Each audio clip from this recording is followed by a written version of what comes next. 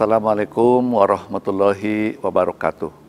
Saya Musliar Kasim, Rektor Universitas Baitur Rahmah, atas nama seluruh sivitas akademika dan pengurus Yayasan Pendidikan Baitur Rahmah menyampaikan selamat menunaikan ibadah puasa tahun 1444 Hijriah. Mudah-mudahan kita diberi kesehatan, ketakwaan, ketaatan, sehingga bisa menjalankan ibadah puasa dengan baik, sehingga setelah puasa kita dapat mendapatkan takwa yang dijanjikan oleh Allah. Dan kita berharap apa yang kita doakan selama bulan puasa diijabah oleh Allah Subhanahu wa taala. Demikian saja, salah dan janggal mohon dimaafkan. Billahi taufiq wal hidayah. Wassalamualaikum warahmatullahi wabarakatuh. Assalamualaikum warahmatullahi wabarakatuh. Alhamdulillahirabbil alamin. Wassalatu wassalamu ala asrafil anbiya'i wal mursalin wa ala alihi wa sahbihi ajmain. Qala Rasulullah sallallahu alaihi wasallam, innamal a'malu binniyat wa innamal likulli imri'in ma nawa. Soimin dan soimat yang dirahmati Allah, hari ini kita sudah berada di penghujung Ramadan 1444 Hijriah. Tidak berapa hari lagi Ramadan akan meninggalkan kita. Tinggallah kita dengan sisa-sisa perbuatan dan amalan yang kita lazimkan di dalam bulan Ramadan.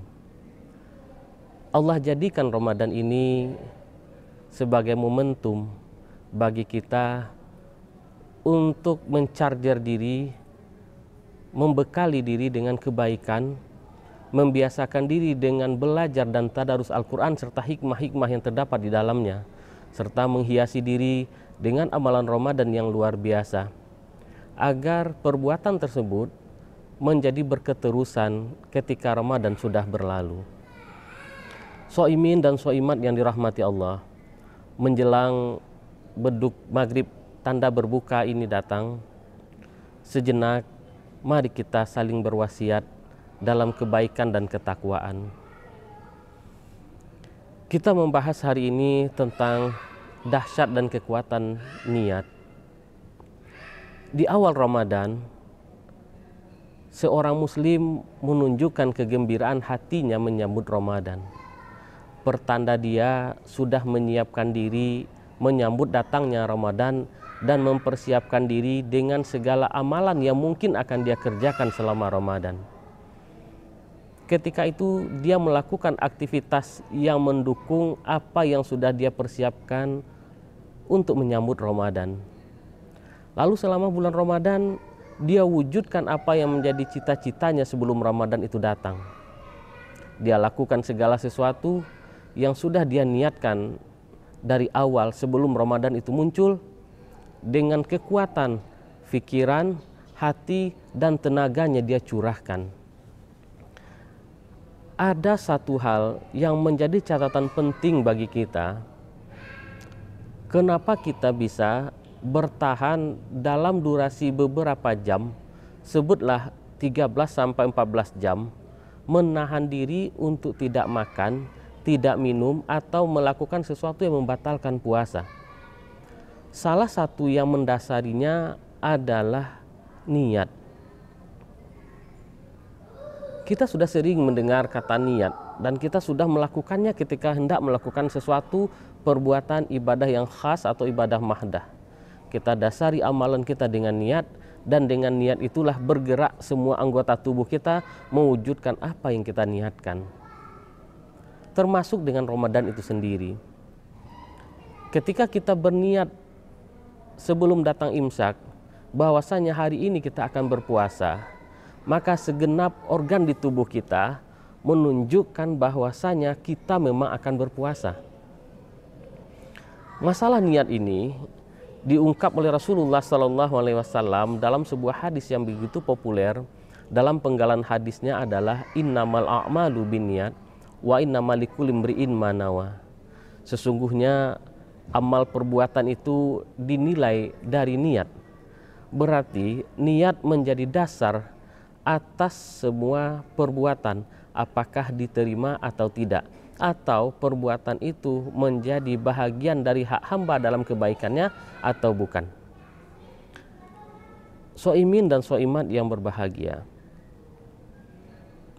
kalau kita lihat kekuatan niat pada diri seseorang, sesungguhnya bisa merubah keadaan dirinya. Kita ambillah misalnya kisah-kisah yang ada di Nusantara, seperti cerita Damar Wulan misalnya, dari orang biasa bisa menjadi raja.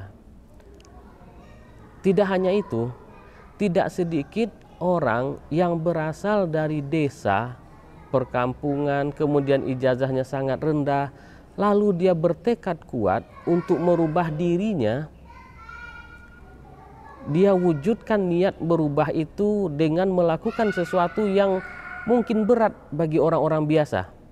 Tapi karena sudah ada niat di dalam hatinya, maka dia berusaha memaksimalkan tenaga yang dia miliki. Dia ambil setiap celah yang bisa dia manfaatkan untuk mewujudkan niatnya. Dan kita pun sudah membuktikan. Kita berpuasa dari terbitnya fajar sampai terbenam matahari dalam durasi yang cukup lama. Tapi ketika hati kita sudah mengendalikan otak, otak kita memberikan stimulus kepada semua organ yang terpengaruh dengan sesuatu yang membatalkan puasa, sebutlah lambung misalnya. Semisal biasanya kita jam 12 siang hari makan siang, tapi ketika otak kita sudah dipengaruhi oleh kalbu kita yang menjadikan pengaruh pada niat, lalu kalbu itu mempengaruhi otak dan otak mempengaruhi organ tubuh. Sebenarnya pada jam 12 itu lazimnya kita makan, kerja usus, kerja lambung jam 12 itu memang meminta kita untuk makan. Tetapi karena sudah dipengaruhi oleh otak, maka dorongan untuk makan itu bisa ditekan. Dan buktinya sulit kita mendengar pemberitaan bahwasanya orang yang berpuasa akan menderita sakit mah sebab oleh puasanya. Justru sebaliknya. Begitu dahsyatnya kekuatan sebuah niat. Coba juga kita lihat penaklukan kota-kota besar di dalam Islam yang dahulunya dikuasai oleh apakah Romawi dan sebagainya, termasuk seperti Konstantinopel atau Turki. Bagaimana seorang jenderal penguasa lapangan dihadapkan dengan tantangan yang berat, tapi ketika dia sudah berniat dalam hatinya, dia bisa melakukan dan mewujudkan sehingga daerah itu menjadi daerah di bawah naungan Islam. Soimin dan soimat yang dirahmati Allah, begitu dahsyatkah sebuah niat? Iya, Allah katakan di dalam Al-Quran, ketika seseorang melakukan di dalam hatinya bisikan untuk melakukan kebaikan yang kita sebut berniat untuk kebaikan, Allah sudah catat itu sebagai sebuah kebaikan. Tetapi ketika masih di dalam hatinya niat itu berorientasi pada sesuatu yang negatif atau jahat, Allah belum catat. Kenapa sampai seperti itu? Sebab niat itulah yang menggerakkan semua tubuh manusia. Seperti halnya kita menstarter kendaraan pagi hari, hendak pergi bekerja, kita nyalakan kendaraan, dengan hanya satu gerakan kunci kontak bergerak mungkin dari kiri arah ke kanan, lalu semua mesin yang ada di kendaraan itu bergerak semuanya. Bergerak menuju satu tujuan. Begitulah niat. Niat yang ada dalam hati kita ya begitu. Ketika kita sudah meniatkan sesuatu, lalu niat itu mempengaruhi tubuh kita, gerak kita dan semuanya, terdoronglah kita untuk melakukan apa yang kita niatkan. Apapun yang kita niatkan, insya Allah semuanya akan mudah kita lakukan apabila memang kita dasari dengan kokohnya hati melakukan sesuatu itu. Kokohnya hati itulah yang kita sebut dengan dasar dari niat. Apa yang mendasari kokohnya hati adalah keyakinan bahwasanya apa yang dicita-citakan adalah dalam tuntunan Allah Subhanahu wa taala sehingga dia mengupayakannya. Soimin dan soimat yang dirahmati Allah, Ramadan akan segera berlalu dan kita sudah melazimkan diri dengan kebaikan-kebaikan. Memang tidak mungkin atau sulit rasanya kita melakukan ibadah seperti Ramadan di luar Ramadan. Walaupun kita tahu bulan Syawal adalah bulan peningkatan, tetapi kita tidak akan mungkin berlama-lama di masjid melakukan i'tikaf seperti halnya yang kita lakukan di bulan Ramadan. Mungkin tidak akan seperti itu. Namun apa yang kita niatkan sesudah Ramadan ini adalah sebuah kekuatan untuk menentukan apa yang terjadi di depan. Kita belajar dengan apa yang sudah ada di Ramadan kita lewati ini. Lalu kita jadikan itu momentum untuk berubah kepada apa yang akan kita laksanakan di sesudah Ramadan. Ketika kita berniat melakukan perubahan dengan meniru sebahagian dari amalan Ramadan saja, seperti tadi kita katakan, tidak mungkin kita akan melaksanakan atau kecil kemungkinan kita akan melakukan kelaziman ibadah yang kita biasakan di bulan Ramadan. Tetapi ketika kita sudah berniat melakukan amal ibadah, sebahagian saja yang sudah kita lazimkan di dalam bulan Ramadan, kita lazimkan pula di luar Ramadan. Ketika kita sudah menancapkan keyakinan itu dalam diri, insya Allah itu akan mudah diwujudkan. Namun dengan catatan tadi, ketika itu kita niatkan dalam hati, kita teguhkan dalam keyakinan kita bahwasanya kita akan melakukannya. Namun ketika kita tidak pernah berniat untuk melakukannya, tentu jangan berharap apa yang sudah kita lazimkan di bulan Ramadan ini betul-betul terwujud nanti selepas Ramadan berlalu. Tentu akan menjadi sebuah kesia-siaan lah namanya. Makanya Rasulullah SAW menegaskan apa yang harus ada pada diri seseorang ketika dia melakukan atau bercita-cita untuk mewujudkan sesuatu. Dalam hadis tersebut bahkan Rasulullah menyebutkan, faman hajara ilallah wa rasulih fahijratuhu ilallah wa rasulih. Hadis ini memang berkaitan dengan hijrahnya Nabi Muhammad SAW. Ada sebahagian orang yang hijrah memang karena Allah dan Rasul. Maka Allah sudah janjikan dia akan mendapatkan kebaikan, pahala dari Allah dan Rasul dan kebaikan dari Rasulullah SAW. Tapi ada orang yang hijrah bersama Rasul karena dunia, awim ra'atin, atau karena perempuan yang dia cintai, yang dia sukai ikut hijrah, lalu dia hijrah pula karena perempuan itu, yang dia dapat hanya sampai menikahnya saja. Tapi ketika dia berhijrah karena Allah dan Rasul, dia akan mendapatkan kebaikan dari Allah dan Rasul. Itu yang Rasulullah katakan di dalam hadis ini.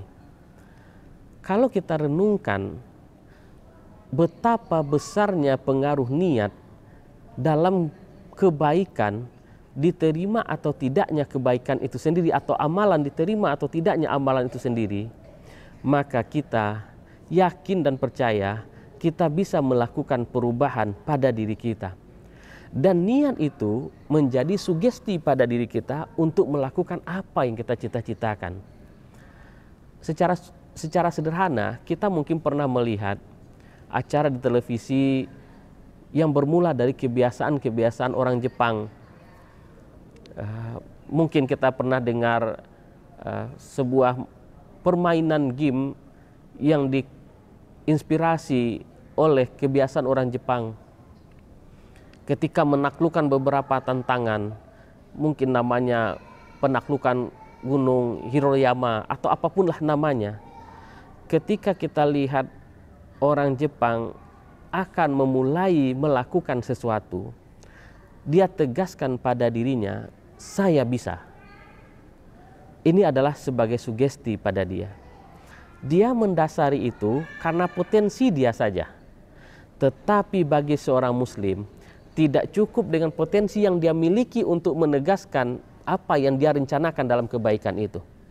Dia yakin niat yang dia utarakan, niat yang dia bacakan, dan niat yang dia sampaikan, Allah akan catat itu sebagai sebuah kebaikan. Terlebih ketika dia sudah menggerakkan organ tubuhnya, anggota tubuhnya untuk mewujudkan apa yang dia niatkan tersebut. Shaimin dan shaimat yang dirahmati Allah. Lalu berkenaan dengan niat ini, ada beberapa unsur yang mesti kita garis bawahi. Apa yang menjadi pengaruh sehingga dia bisa menjadi sugesti pada diri kita. Pertama, unsur dari niat itu adalah menyengaja. Menyengaja maksudnya seseorang berniat, dia sudah bertekad dalam dirinya dengan kesungguhan akan melakukan sesuatu. Karena adanya unsur kesengajaan itu, dia akan berusaha mewujudkan nantinya. Itu yang pertama, adanya kesengajaan dalam dirinya. Kalau adanya kesengajaan dalam diri, secara otomatis dia mempengaruhi dirinya. Dia mempengaruhi jiwanya, dia mempengaruhi organ tubuhnya. Kalau dia sudah berusaha mempengaruhi dirinya, maka dirinya sendiri akan terbawa pengaruh atas apa yang dia sengajakan itu. Ini yang pertama, adanya kesengajaan. Kemudian yang kedua, yang termasuk kategori unsur niat itu adalah kegiatan yang spesifik. Ketika seseorang hendak melakukan sesuatu, seperti ibadah sholat, dia berniat untuk melaksanakan sholat, dia menyengaja untuk sholat, rangkaian pengantar sholat dia lakukan, ada kegiatan spesifik yang dia lakukan. Dia tahu apa langkah-langkah yang akan dia laksanakan untuk terwujudnya apa yang menjadi cita-citanya. Seperti halnya ketika dia sholat, dia sudah mengawalinya dengan niat, lalu dia tahu rukun niat. Apa yang mesti dia lakukan pertama, kedua, dan seterusnya. Berarti dia tahu spesifik perbuatan. Ketika seseorang berniat berhenti merokok, dia tanamkan dalam dirinya berhenti merokok, berarti dia menyengaja. Dan dia tahu apa langkah yang akan dia lakukan sesudah dia berniat itu. Misalnya, dia berusaha tidak dekat dengan orang-orang yang terbiasa merokok, atau dia tempat berkumpulnya dengan orang-orang yang merokok, atau misalnya dia menekan uang untuk membeli rokok, atau dia paksakan mengganti ketika dorongan untuk merokok itu muncul, dia ganti dengan sesuatu yang bersifat pengalihan, misalnya dia ganti dengan permen atau seumpamanya. Berarti dia tahu langkah apa yang spesifik yang dia lakukan, yang akan dia tempuh ketika dia sudah punya niat tersebut. Kemudian yang ketiga, dari unsur niat itu adalah adanya fokus. Ketika seseorang sudah menyengaja melakukan sesuatu, lalu dia mengerti dan mengetahui spesifik kegiatan yang akan dia lakukan, dia laksanakan apa yang dia rencanakan itu dengan fokus. Fokus ini adalah sandaran. Apa yang menjadi sandaran dari niatnya, seperti halnya niatnya berhenti merokok, sandarannya mungkin untuk tujuan kesehatan. Sementara ketika dia berniat untuk sholat, sandarannya adalah ibadah kepada Allah, dan dia tahu kebaikan dari ibadah sholat itu, maka ini akan mengawal, sandaran atau fokus ini akan mengawal apa yang menjadi niatnya. Ketika niatnya sudah mulai melenceng, dia akan kembali lagi. Seperti halnya di dalam sholat, ketika orang sudah berniat dari awal, lalu dalam perjalanan sholatnya masuk pikiran-pikiran yang bukan bahagian dari pikiran sholat, maka dia akan kembalikan pikiran sholatnya kepada pikiran semula ketika dia sudah mulai terpancing kepada hal yang salah di dalam sholatnya. Inilah 3 komponen niat yang menjadi catatan ketika kita melakukan kebaikan. Kita bertekad untuk menjadikan Ramadan ini adalah Ramadan terbaik dalam hidup kita. Itu kita lakukan di awal Ramadan sebelum Ramadan datang, dan kita berbahagia dan bergembira hati ketika Ramadan sudah datang. Ketika Ramadan akan berlalu, mungkin hati kita akan sedih karena kelaziman ibadah dengan motivasi yang kuat yang kita lakukan tidak seperti itu kita lakukan sesudah Ramadan. Tetapi ketika niat ada di dalam hati kita, ketika niat itu terhunjam dalam jiwa kita, walaupun tidak seperti Ramadan yang kita lewati, insya Allah niat yang ada dalam hati kita, lalu kita sengaja akan melakukan spesifik perbuatan perubahan yang kita lakukan, atau kita tiru dari Ramadan tahun ini, lalu kita fokus melakukannya, sehingga ketika sudah ada godaan yang menyimpang dari itu, segera kita singkirkan. Insya Allah semuanya akan dikembalikan ke dalam kebaikan. Allah akan menuntun kita dalam istiqomah. Oleh karena itu, perbaikilah niat kita, perbaharui niat kita, dan jadikan Ramadan ini untuk merubah kepada arah yang lebih baik. Kita niatkan itu. Semoga Allah Subhanahu wa Ta'ala menuntun kita dengan niat kebaikan. Minimal ketika kita berniat kebaikan, Allah sudah catat itu sebagai sebuah kebaikan dan akan diganjar dengan kebaikan. Soimin dan soimat yang dirahmati Allah, demikianlah kajian kita sore hari ini. Semoga ini menjadi pembelajaran bagi kita semua. Semoga Allah merahmati kita. Billahi taufiq wal hidayah. Wassalamualaikum warahmatullahi wabarakatuh. Penerimaan mahasiswa baru Universitas Baitur Rahmah terdiri dari S1 dan Profesi Dokter Umum, S1 dan Profesi Dokter Gigi, S1 Manajemen dan Kewirausahaan, S1 Kesehatan Masyarakat, S1 dan Profesi Kebidanan, D3 Radiologi, D4 Keperawatan Anestesiologi, S1 Administrasi Rumah Sakit, S1 Farmasi Klinis, dan D3 Akademi Keperawatan Baitur Rahmah. Untuk pendaftaran silakan kunjungi website pmb.unbrah.ac.id.